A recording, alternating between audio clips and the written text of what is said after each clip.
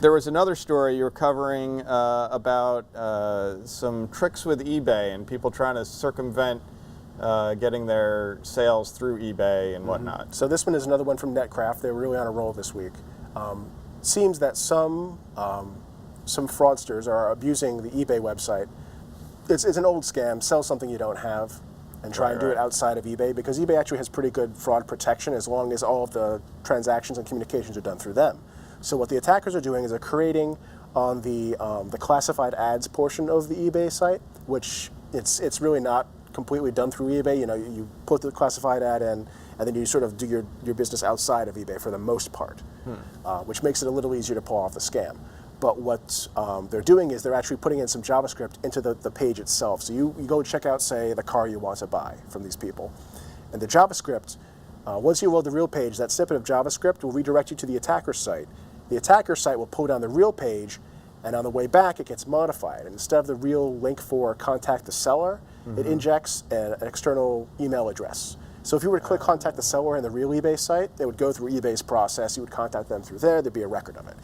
This cuts them out of the loop entirely, and you're emailing that person directly. And once you're emailing them directly, eBay has no idea what's being said. Right. And that's how the fraud becomes so much easier. Right, right. Interesting, yeah. So it looks like the whole real eBay ad, but they've just changed the contact method there. They've circumvented that. So now you're talking to probably a fraudster. Might even be a real ad. From here, it says that the ads had injected code. I'm not clear if it was somebody else injected or the attackers themselves did it. But you know, the interesting thing is that it's trivial if you're modifying a web page to make the link, because the text originally says contact the seller. And you know that you can just modify where that link points to. They're actually replacing it entirely with the email address as the text, which is a little bit sloppy in my opinion, and should tip off users on the site if they're seeing it.